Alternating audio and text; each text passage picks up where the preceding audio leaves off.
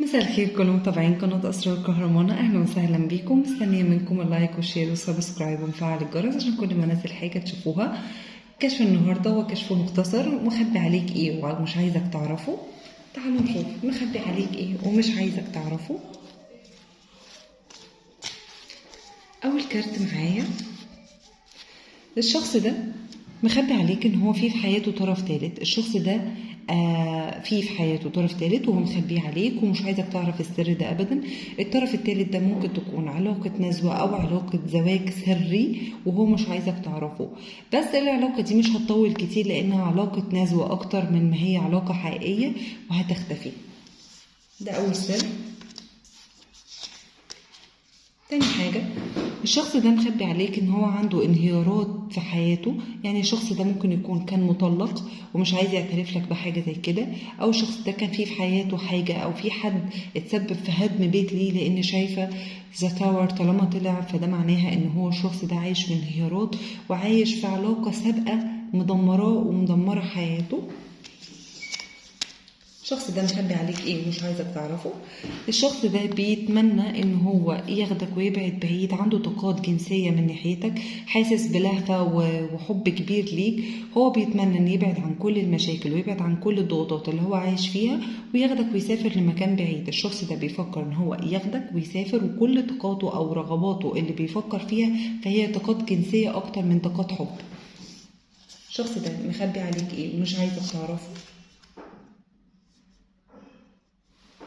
الشخص ده عنده مشاكل تخص قضية، تخص محكمة، في حاجة عليه. الشخص ده ممكن يكون في الوقت الحالي عايش في كارما. الشخص ده ممكن يكون اتسبب في ظلم حد أو أذى حد وهو عايش في كارما دلوقتي. الشخص ده عنده تعطيلات وعنده تعب في الرزق وعنده ضيق شديد وهو مش عارف سببه ايه. الشخص ده ممكن يكون اتسبب في ظلم لحد، أو الشخص ده ممكن يكون عنده قضية أو محكمة، حاجة تخص نفقة عليه فلوس لحد.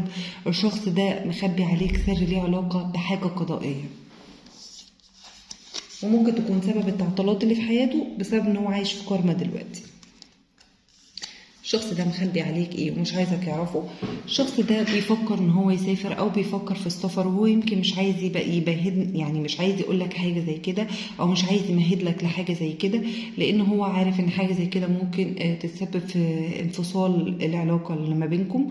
فهو الشخص ده كل طموحاته، يعني هدفه دلوقتي، لو الشخص ده وعدك بالزواج او بيتكلم على زواج، فانا بقول لك ان الشخص ده هيبعد عن العلاقه دي، لان الشخص ده بيفكر في السفر، بيفكر في مصلحته اولا. الشخص ده مخبي عليك ايه ومش عايزك تعرفه. الشخص ده بيعاني من سحر تفريق. السحر ده معطل له كل حياته، هو مش عارف اصلا. وفي البعض منهم ان هم عارفين ان هم عندهم سحر ومش قادرين يتمكنوا من ان هم يفكوا السحر دوت. السحر بيتجدد كل مع بداية كل قمر، مع اكتمال القمر. السحر ده مسبب لهم تعطيل، مسبب لهم ربط عن الزواج، مسبب لهم تكتيفة في حياتهم وهم مش عارفين. وفي بعض على العلم بده بس مش قادرين يتخلصوا من طاقة السحر دوت. الشخص ده مخبي عليك ايه ومش عايزك تعرفه. الشخص ده عايش في طاقة تردد، مش عارف هو عايز ايه. الشخص ده اوقات بيحس ان هو بيحبك قوي وعايز يكمل حياته معاك، واوقات كتيرة جدا بيحس ان هو مش حاسس ان هو عايز يكمل او يدي في العلاقة دي. الشخص ده عايش في تردد كتير كبير، وكلامه عكس تصرفاته، يعني اللي بيقوله عكس اللي بيعمله. الشخص ده متلخبط وعايش في حياة كلها حيرة وقلق ومش عارف ياخد اي قرار في حياته. مخبي عليك ايه ومش عايزك تعرفه. زي ما قلت، الشخص ده ممكن يكون في حياته طرف ثالث، او في حياته اكتر من حد بيطعنه، او في حاجات من الخلف هتتفاجئ انت بيها هتوجعك قوي. الشخص ده يعني بنسبة كبيرة جدا طالما طلع 3 of swords وطلع 3 of cups، ده معناه ان الشخص ده فيه في حياته طرف ثالث، وممكن يكون الطرف الثالث ده هو مخبيه عنك تماما، وانت هتتفاجئ بالموضوع ده، والموضوع ده هيألمك وهيجرحك جامد. الشخص ده مخبي عليك ايه ومش عايزك تعرفه. البعض منكم الشخص ده عايش في طاقة حب قوية جدا معاكم. ممكن يكون الشخص ده كراش ومش عايز يعترف بحب ليكم، بس أنا شايفة إن طالما طلع ذا لافرز ده معناه إن الشخص ده حاسس بحب كبير من ناحيتك، أو بيتمنى يعيش قصة رومانسية، قصة حب معاك، بس مش عارف يبين مشاعره الحقيقية. لو الكارت ده ينطبق على الكراش، فالكراش معجب بيك وبيحبك جدا، بس هو صامت ومش عارف ياخد أكشن، أو مش عارف ياخد رد فعل قوي. مخبي عليك ايه ومش عايزك تعرفه؟ الشخص ده